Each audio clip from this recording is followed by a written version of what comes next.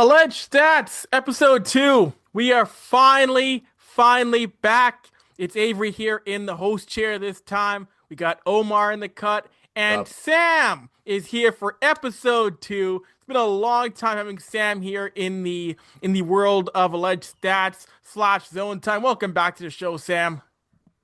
I've missed you guys. It's weird. Weird not talking to you guys every week.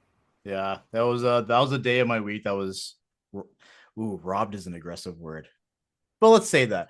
That was taken away, but no, but I think we've been talking about doing this for a long time of having some type of zone time sequel. So it's sick that we're getting back now with the NHL season starting and certain storylines taking place, many of which I'm sure we'll talk about.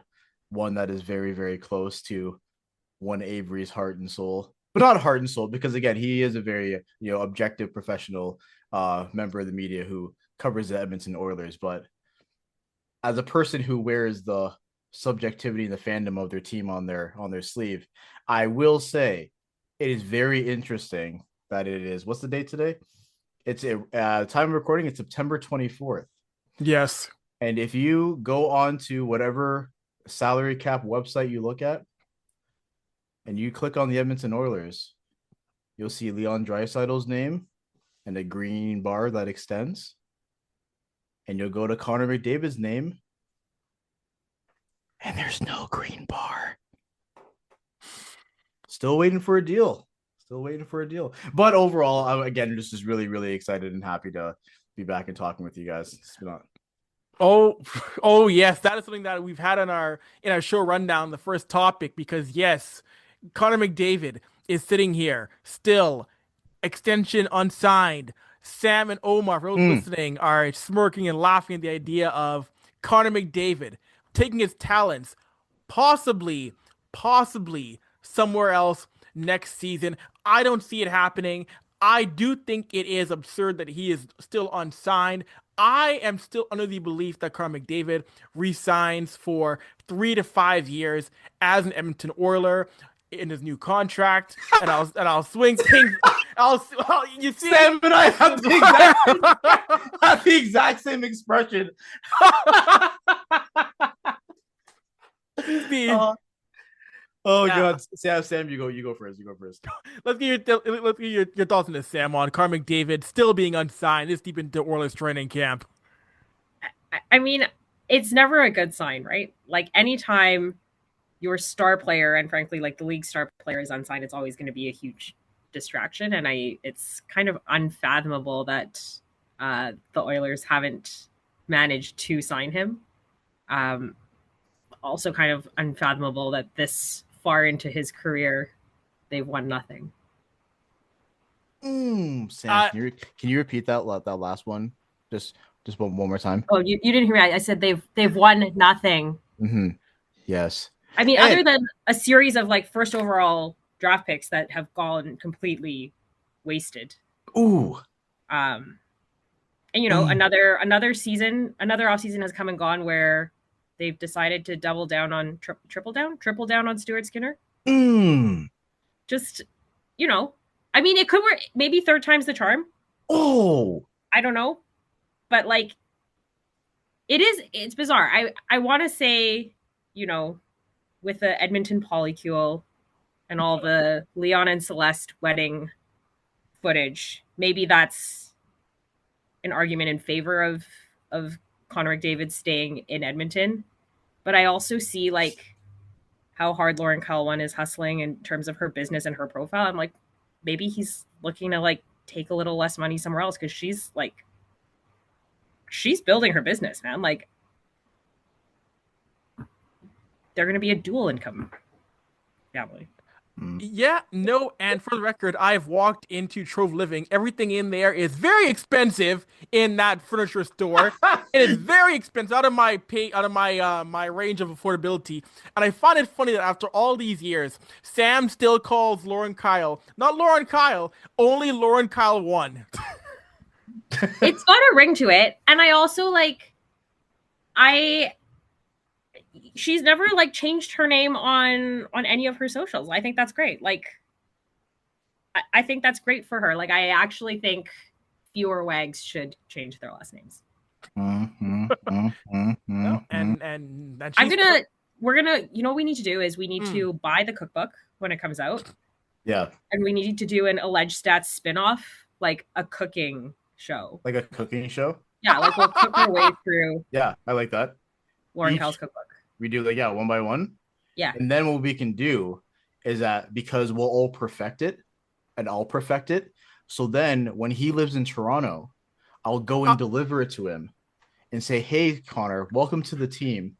Here's this thing that we as a podcast created. Here you go. Who am I? It doesn't matter who I am. I am You're a Leafs Twitter legend. I am one of millions around the world who would be very, very happy to see you wearing blue and white. Now, I teased this before we recorded, so I'll say it now. So first off, I understand the whole idea of ripping on a team for not winning is rich coming from me. I get it. And me. Yeah. It's call a spade a spade. Yeah. I still regret. I still think about that $50 I lost from 2011. Yeah, that was. I don't think about 2011 at all, ever. Oh, that was that year never happened. Really, what happened? I don't know. So I understand. I understand it's rich, right? At the same time, just being a Leafs fan and not understanding what it means to win. But there is one thing that I do understand, and I understand what it looks like when your homegrown drafted star already knows he's gonna leave. I went through it last year. I watched Mitch Marner say the same things over and over again. And what happened? So there's that. Now, selfishly, yes, McDavid on the Leafs would be cool. There's a personal thing for me though why I need McDavid on the Leafs. That's because of the number, right? We all know what number McDavid wears. Do you guys know who the last Leaf player was to wear 97? Was it someone who was quite jumbo? Joe Thornton, the 1 year that he was on the Leafs, wore 97. And you guys know how I feel about Joe Thornton, okay? You understand how I feel about this person. Now, again, long career, changed the game, did a lot of stuff. That was great.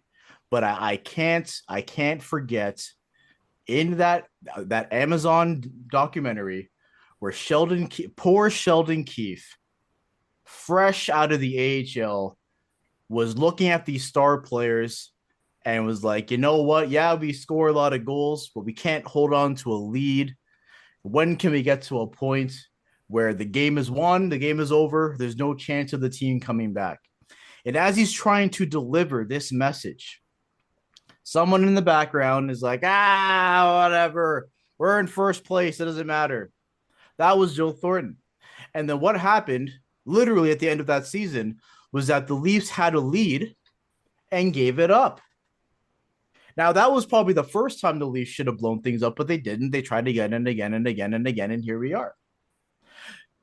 I need that number to be purified.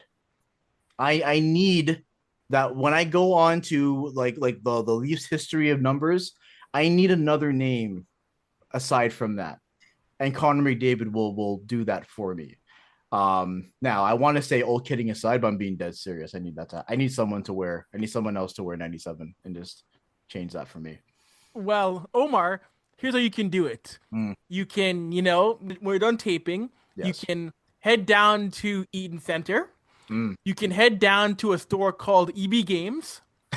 You can buy yourself a PS5 and make sure you ask for the game known as NHL 26. Go right in that store, buy that, go home, boot it up. When you get home, go into the rosters, go into franchise mode. Yes. And you can make a trade or sign Connor McDavid to be Maple Leaf. That's how you get it done. Avery, yes. Listen, I want to be wrong. There's a part of me that wants to be wrong. But Avery, I say this with every fiber of my being. If that brother leaves and comes to the Leafs, I'm recording this entire clip and I'm sending it to you every day for 2 weeks straight. Every day. If he signs, we're gonna do like an emergency recording. Like, doesn't matter where you are, what you're doing. We're all just gonna We need jump on a live immediately. reaction. We need a live reaction. Yeah. Oh my god, that'd be hilarious. But to Sam's point earlier, Yes. again, the fact that it's training camp, like people thought July 1 that he would sign at the end of July, he would sign at a random Tuesday in August, he would sign the beginning of training camp, he would sign. And now people are saying, okay, well, what about the beginning of this regular season? Like it can get to a point where literally, I don't know, maybe like we're looking at American Thanksgiving and he's still not signed. Like I just don't know what else he needs to see. And if it's all about winning, then that tells me that okay, then he might want to see like where they go into the playoffs. But then at that point, are we here? I don't know, June of 2026, and McDavid still hasn't signed. Like that's like that would be insane if we're in that reality. I I don't know because and over here, Stan Bowman and Jeff Jackson have kept on saying, no, it's good. He'll sign, trying to do their best to put out this five-alarm fire in the background, and the fan base is getting even more and more nervous as the days go on. Mm. But on the But bright side, at least McDavid and Drysdale are playing together again. You know what the real bright side is that you guys didn't sign Carter Hart. that is true. Oh goodness gracious, man! That is true. That's the And real bright side. And we will, and don't you all worry, we will get to the mess that is the London Five being options for NHL teams this training camp here. But going from players who are still in the Oilers to players who are no longer Maple Leafs. Omar mentioned earlier, and that is Mitch Marner. He is now a member of the Vegas Golden Knights as the Core 4 era. It's over. Call it a day. Mitchell Jaquarius Marner is now in Nevada. Omar, how do you feel about that? Relieved, to be honest. I'm actually happy that we don't have to, like, it's just over. Like it's just all of the hoopla and like all of it is done. And literally yesterday, yes, it was a preseason game, but so the Leafs are trying, they're auditioning different people to pretty much, replace that right side with Matthews and Nyes. So Matthias Michelli is up there, Mm-hmm. and looked pretty good. He sent a backhand no look spin around pass to Matthews, and people were like, oh, so there are other people who can do that. And it's like, yeah. Again, I just think it's something that needed to happen. I think it's something that makes sense on all fronts. He's in Vegas, and hopefully he does well there or does whatever he wants to there. But again, I am happy that the core 4 era is done. And I think a lot of the players are done with that as well. Like Craig Berube mentioned it on the first day of camp. He's happy. He doesn't really have to talk about that anymore because I just think that like it's just there's just a lot of darkness and noise around it, and like it got beyond just focusing on playing games. And with a franchise like the Leafs that just has so many demons and so much bad luck, it was just something that made it worse. So I know there are fans of Mitch Marner who will still cheer for him even though he's not on the team anymore. I cheer for the Leafs, so he's not on my team anymore. So that's how it goes. I loved Michael Bunting, not on the team anymore. I loved Connor Brown, not on the team anymore, and so that's where my stance is at.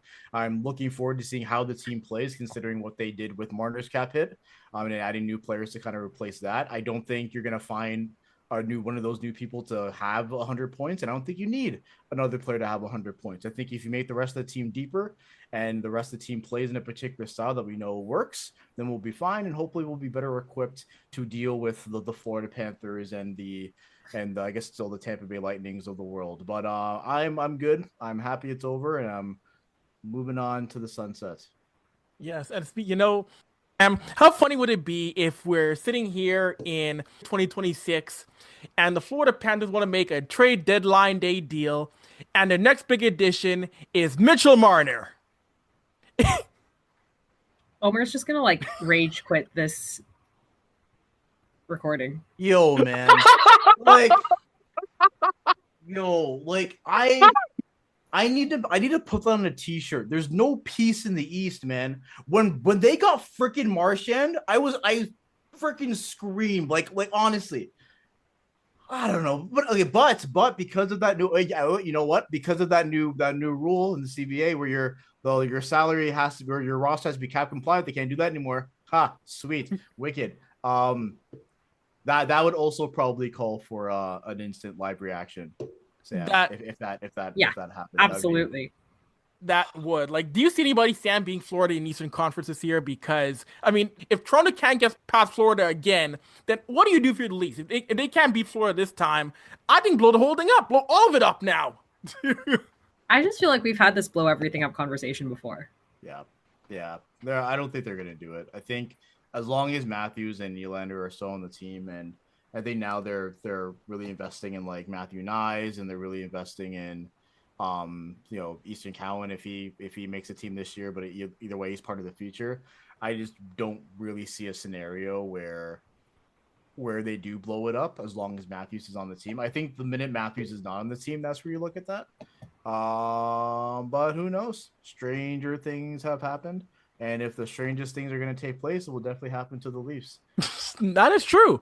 That is very true. And going from roster constructions and players to jersey talk, and now more than a few teams have unveiled new jerseys this year. Oh. New York among them, New York, Edmonton, Seattle among the major ones. And there's a few that I like and I hate. So I'll defer first to Sam. Sam, which ones do you like? Which ones do you hate coming into this new season? Let's start off, Sam. Which jerseys do you like this year? The new ones. Which ones do you like? We'll start off there. No, let's go with what I hate. I really Okay. don't. Hater energy. Okay. Let's go. Let's go. Unleash All right. the fury. All right, Go let's go. for it. What do you hate, Sam? I gotta pull this up. No, because Sam, some of these new jerseys, man, are baffling. Like I don't understand what happened. Do you think that they just like chat GPT the design of all the new uniforms? Had to have. Like, there's no way an actual human designed these uniforms. If any team did it, it was Carolina's. What? Yeah. Carolina. Someone asked the computer to like, hey, take this jersey and make it different, and then it said okay. And then that's what we got. It spat up that. It's so weird. It's so weird. Yeah. I don't like the Oilers uniform. Sorry, it had to be said. I hate it. Mm. I hate it. I don't like it. The Sens uniform, also don't like it. That's another really AI one. Mm-hmm. The Kraken. First of all, like, why do you already have a New Jersey?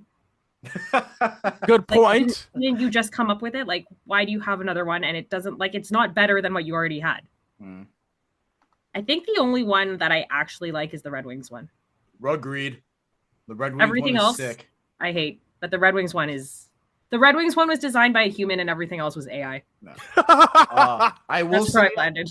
I will say the Boston one's pretty cool too. I don't know if it's their white, so I don't know if they're gonna wear it on the road or at home, but like that one's actually pretty cool. Like it's from a quote unquote traditional sense. But yeah, the Detroit one is the best.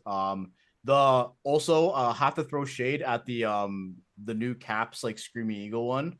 Weird. And I know if you're a fan of like that old jersey, then that probably holds a place in your heart. I'm not a fan. Also, the Rangers, that new Rangers jersey, not a fan. I like it. Nah, not a fan. Sam, The color's weird, man. Yeah, something about The color, like when I first saw it, I thought they like uploaded the actual jersey and then put a weird Instagram filter on it. But yeah, Carolina definitely wins the award for worst one. So Carolina's just taking L's everywhere. I think Carolina and Seattle just come on. You have had such a great origin into jerseys, and I know people like, oh, Seattle, but they glow in the dark. No, it's black. Stop. We don't need more black jerseys. Okay, are they gonna turn the lights off like mid game? Is that what it is? Was this like a superpower? Like is it gonna like activate glow in the dark mode? Is that what we're doing? Like Yeah, the puck's gonna glow in the dark too. Like it like outside of pre-game intros and for a fashion statement, yeah. there's no effect in game. I don't know if this counts as new. I like the Mammoth jersey. I like the logo. I kind of like it. I'm a fan of it. I'm a fan of it. I'm not, Uh, I'm not a fan of the name. They should have just stuck with Utah Hockey Club. I don't know, uh man. Mammoth is kind of cool, but like I just don't know. Like, do they have a slogan yet or like a tu- line? Tusk up. Are you serious? Yes, it's Tusk up. I changed my answer. that, Tusk up? Come Yes. come on. Okay, yeah, that made the jersey like less cool. I just think here's the thing with Utah. How the org is run is an upgrade on Arizona Coyotes. Yeah. Everything else, the branding, the image, the logo, the Coyotes were 1,000 times better. The Mammoth to me is still a generic, boring. If the Mammoth had a purple jersey, okay, but white, blue, and black, really? You're the same guy who owns Utah Jazz owns the Mammoth. Be outrageous. Be different. Come on. Yeah, it actually is kind of crazy how we don't have an NHL team who has like purple as like their main colors. Like I know the Kings have like their that purple and yellow like Lakers looking thing at some point, but that's just like a specialty third jersey. Like it would be cool to see NHL teams like be creative with their with their color schemes, but then we're asking the NHL to be creative and you know they I, have their moments. They have their moments, but other times they like to kind of stay the course. So right? But I don't know. It just there are some, but I do think the ones I'm not a fan of are Carolinas and Seattle's. Those two to me are like, nah, try again. You guys lose. But going from jerseys who lose to losers of humans who are actually just losers in general. So it's coming out that the Carolina Hurricanes are one of the teams are possible suitors for Michael McLeod and Carter Hart among the London Five players who were acquitted of the sexual assault case from this past summer. And Hurricane fans are mad, rightfully so. We've seen Hurricane fans online in mass petition to say, hey, if you guys sign Michael McLeod or any one of these guys, we are done with you as an organization. Now, to me, it is wild because you're trying to hurt yourself for bad PR and a guy who hasn't played in 2 years and a fourth liner? Really? I don't understand this. It makes no sense to me why any NHL team wants to entertain any of these guys. Goalie hasn't played in almost 2 years and a bunch of mid. Why? That's the thing I can't get over. Like, sorry, there are a lot of things I can't get over. Um, but like leaving aside, leaving everything aside, none of these players were that good before they were suspended. Like you're sticking your neck out for a bunch of players who haven't played in 2 years and who were not good when they played. And it's bizarre to me. Like if you think back to 2020 in the bubble, there was a period of time where Carolina was like everyone's favorite team. Like they could do no wrong. They were like the lovable team that everyone just kind of had a soft spot for. And it's unbelievable to kind of watch how they've burned through that goodwill, becoming very standard generic NHL team. yeah, it's this the line. Either you die a hero or you live long enough to see yourself become the villain. Like you got to the point where everyone was interested to see like what the next storm surge would be when Don Cherry called them a bunch of jerks. Like everyone like was like, yeah, they like it. Like it was just like they literally became like everyone's maybe not second favorite team, but at least a team that everyone like was generally okay with. Like when the Leafs got eliminated in the playoffs, that would be the team that I would be like, yeah, like yeah, go for it. Like, if it's not the Leafs, then it'd be cool if it was the Hurricanes. But like, I just, it's so confusing for me because we have seen, and been a huge example of teams ignoring off ice things for the sake of winning. Right, like that's probably what the conversations are having within their office are thinking, okay, well, these are two players we can get for free who can help us win. Even if that was the case, like, again, did we learn nothing from what happened over the last 5 years? And sadly, when it comes down to this game that we all love to watch and talk about, it's just another example of no.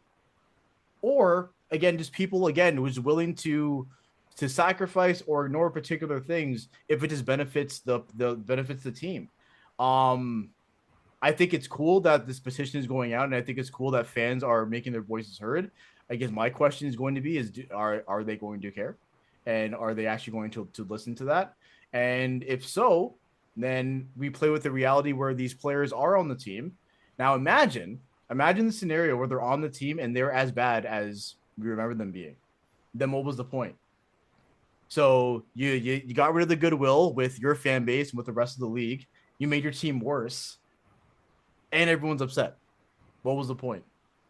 Yeah. But I mean, like that's pretty consistent, right? Like this is just another in the long line of things, like the Oilers offering Jake Virtanen a PTO, Carolina signing Tony DeAngelo after he was not that good in the KHL.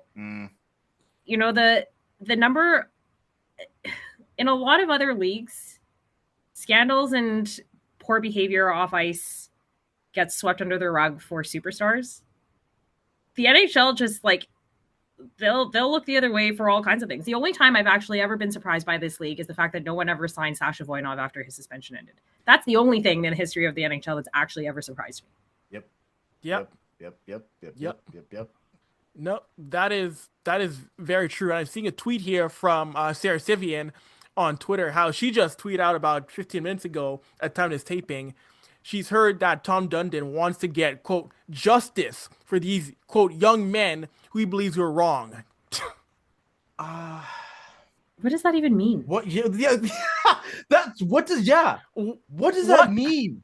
Oh my gosh! I don't even understand what that means. Like, yeah, they were acquitted, and people will be mad about this. I think unfortunately, the system worked the way it should. I think, there are very good reasons for why criminal convictions come with a standard of beyond a reasonable doubt.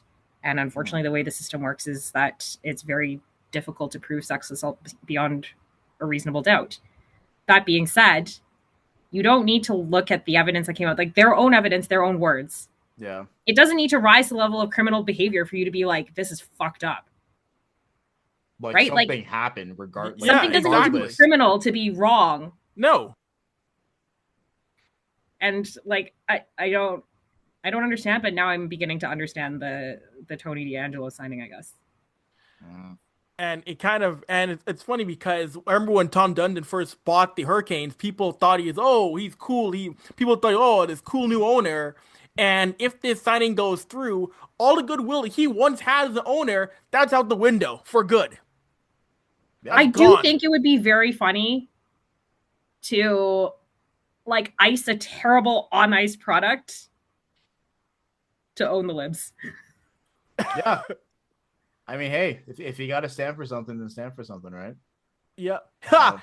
We got back at woke. Also, we were a 71-point team. Take that. Yeah. A lot of lessons from this, like, and that's, and then again, and then if you want to like shift a little bit to like the hockey aspect of it, right? This is the Carolina Hurricanes are a team that the farthest they've gotten is the Eastern Conference Final. Yes, I understand. I'm a Leafs fan. I don't understand yada, right? But this is a team who has been built or been trying to win a cup, right? Say like the last 4 or 5 seasons. Mm-hmm. Got swept in the conference final back-to-back years. Has now just invested in Nikolai Ehlers for 7 years. Like they have the core of their team is kind of in this like win now situation. I just don't know. I don't understand how those are the two players that there's no one else. There's no one else that maybe like was injured all of last season. Maybe just needs an opportunity. There's no other goalie. Goalies come literally. You can pull a goalie out of nowhere, and they win a series or two, and then they're the talk of the town. Dustin Tokarski Do you guys remember who remember Dustin Tokarski? He Yep. relieves Carey Price when he got injured in 2014, I think, something along the lines, and he was sick, and now he's gone. But like that, like goaltending is the one position where like you can just pick someone up randomly, and especially in today's game where like the idea of a bona fide number one is slowly starting to fizzle out, and you're seeing more tandems. I just don't understand why these are the two that needed to be done. And all that this tells me is that the Carolina Hurricanes were like, well, you know what? Well, no one else is going to sign them because of X, Y, Z. So maybe we can capitalize on these two players who have something to prove and have that be part of our winning culture. It's like, yeah, sure, it's part of your winning culture, but you're ignoring a lot of other details for the sake of winning. And then again, that's been one of the major issues within hockey that we've been talking about for the last, I'd say, five or so years. Yeah, it is. It baffles me once again, and it goes to the fact that so many of these people in hockey just think the same way. It's Mm. same thinking over and over again, and really, it goes to show that once again, that the fact that any team is interested goes to show a little care about women in the game, women in general. Like it's a complete lack of caring about women in your sport to even consider that. If this game had any real justice, every single team would say, no, we're passing all these guys. We don't want them. We don't. Yeah, and so quickly too. Like, wasn't the date like October 15th? And like, I feel like it was immediate. Immediately, we started hearing teams circling, like, oh, like, holy. Like, I don't know, fools on me. I genuinely thought we would go the year. Like, they would go the year, they would play somewhere else. And then, like, next year, when all the dust settled, a team would be like, hey, we're going to sign this player. And then maybe there'd be like a little bit, and then maybe they'd be up or whatever. But hey, it was a year ago. Whatever, it's fine. Like Yeah. immediately. Like that's the thing that's just it's Hmm. surprising but not surprising. But you But they're know, not. I can't get around the fact like they're not even good. Like, why are you Yeah. rushing out to sign a bunch of players who have not played in 2 years who are not good? Mm-hmm. Like, they're not game changers. no. And you know who could have been a game changer? Who got that treatment for having the gall to be outspoken and have and sleeping in one time and to be, I'm gonna say it, doing hockey while black? Josh Hosang. He Yeah. got that treatment that these guys should be getting Where's because he Josh? had the Where's nerve to be a little bit outspoken, mm-hmm. a little bit fun. And yeah, I overslept one time. Mm-hmm. That That brother was got it. treated like trash because he had the nerve to not be a good hockey boy. But Yep. these guys are gonna get a pass? Miss me with that nonsense. Miss me with that. No, miss me with this garbage. Yep. Brutal. And people will say, well, like, oh, you're how you can play, how you comparing someone who was an ECHL player, an AHL player. Okay, but what context?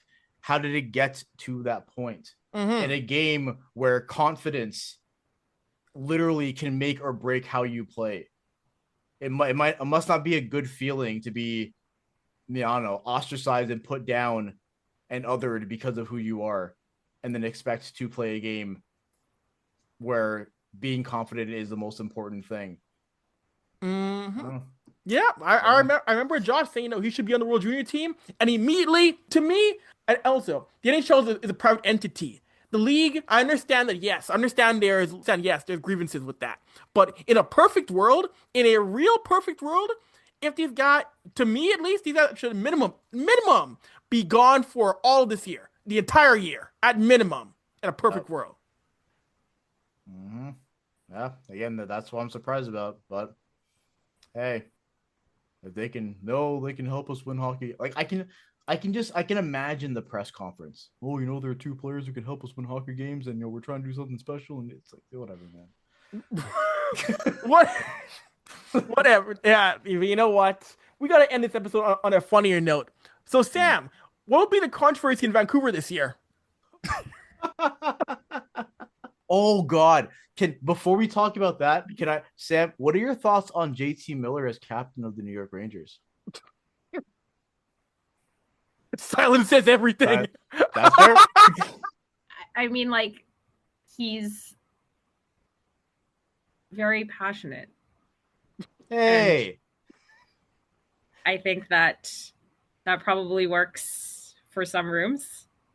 You know, like it's an I can't deny the fact that there are still a number of Canucks who are huge JT Miller fans. A lot of players like that very kind of traditional form of NHL leadership of being kind of the loud guy in the room who yells at people and pulls them along and is like gets really worked up about it. I mean, that that obviously is, I think, probably the dominant view of leadership in the NHL. But I think you've also seen how it doesn't work for everyone, and you know, maybe he's learned from that, or maybe the Rangers room is different. Mm. I'm going to say Adam Foote has been like hyping up Elias Pettersson for the last few weeks. Sounds great. I have always said that people who think Elias Pettersson is an average player because of one bad season and have accused him of being lazy and not competitive, which completely disregards everything you've ever heard about this guy for the rest of his career. I think that's a silly take. I think Elias Pettersson is gonna prove me right this year. Yeah. No, I hope so. I hope he does have a year that proves a lot of people are wrong. And hey, with that being said, we'll wrap things up here on Legend Stats episode 2. And we got a full year this time of content to come back with you with for 25-26. So tap in again next week. Same Alleged Stat channel, same Alleged Stat people. For Omar, Sam, I'm Avery. We'll talk to y'all next week. Peace. McDavid to the Leafs.